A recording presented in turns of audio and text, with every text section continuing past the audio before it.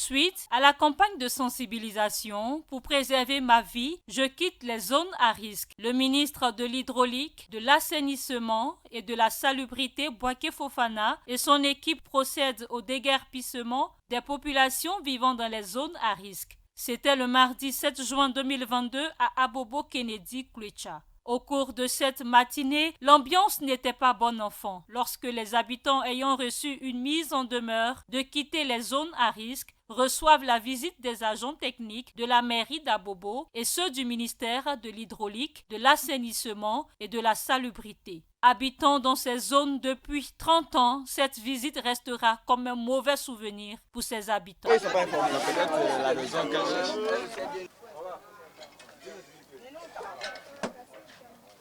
Pour le ministre de l'Hydraulique, de l'Assainissement et de la Salubrité, Bouaké Fofana, l'opération de déguerpissement des populations vivant dans les zones à risque d'éboulement ou d'inondation vise à protéger ces personnes et freiner des cas de mort pendant cette saison des pluies. Une opération de sauvegarde de vie. Ne souhaitons pas que chaque saison des pluies rime avec des pertes en vies humaines, des maisons qui glissent, les maisons qui sont vraiment au bord des ravins. Quand il y a une grosse pluie, la maison glisse avec les habitants. Il invite à nouveau les habitants récalcitrants à déserter les lieux afin d'éviter le pire. Vraiment, on ne veut plus avoir à regretter des dizaines de morts. On a réduit le périmètre pour les personnes qui sont vraiment en danger. Il faut qu'elles partent. On va apporter les appuis après. Mais tout le monde a été informé. Je m'inscris en faux contre cela. Et dans leur langue, tout le monde comprend plus ou moins le français. On a parlé dans les langues locales.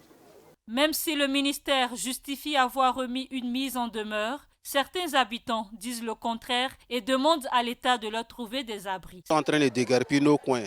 Mais on n'a nulle part où aller, on n'a pas été dédommagés, rien. Bon, on est là. Moi-même, je n'étais pas à Abidjan. J'étais à l'intérieur et puis bon, j'ai écouté la Radio Côte d'Ivoire, on dit qu'ils vont déguerpir les zones à risque. Donc raison pour laquelle je suis rentré. Je suis rentré bredouille, je n'ai rien, je n'ai nulle part où aller. Si l'État pouvait nous aider, vraiment ça allait nous faire plaisir. Même si c'est pour nous donner la caution, ça allait nous faire plaisir. On n'a nulle part où aller, les maisons sont chères. Actuellement la vie même est chère. On n'est qu'à quitter ici, on ne peut pas quitter ici comme ça. On ne peut pas quitter ici comme ça. On a beaucoup d'enfants. Qui mangeait est devenu cher, riz est devenu cher. Tu as parti chez quel parent et puis ils vont te loger. Il n'y a pas. On n'a pas, on ne sait pas là où partir. On ne sait pas.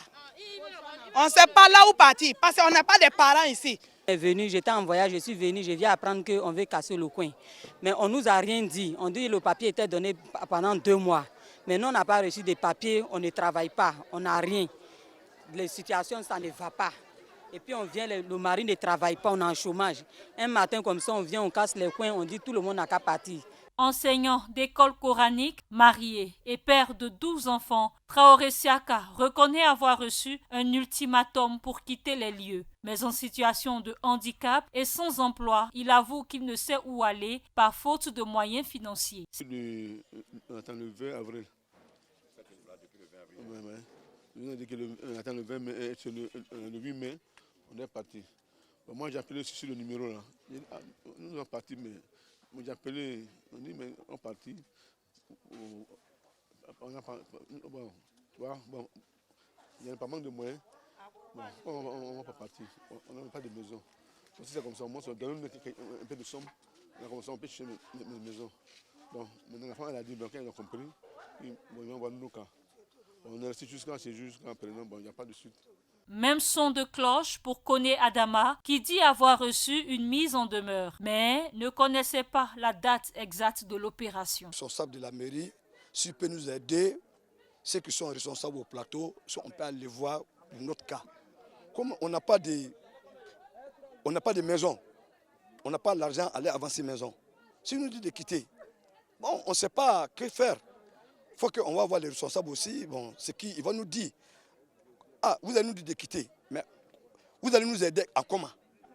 C'était au juste, on est parti quel jour là, à la mairie, mais vraiment, on n'était pas vraiment reçu à la mairie, mais on n'était pas parti pour les palabres, non.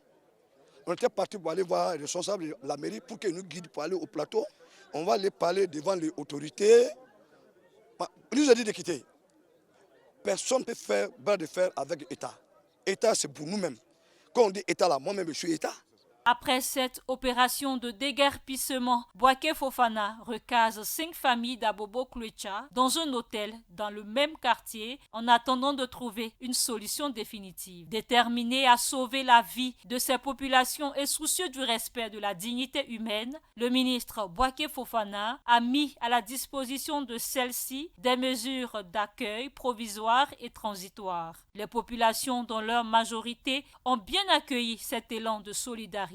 À cet effet, elles ont pris l'initiative de quitter ces zones à risque en emménageant dans une zone plus sécurisée ou en acceptant la prise en charge provisoire du MINAS.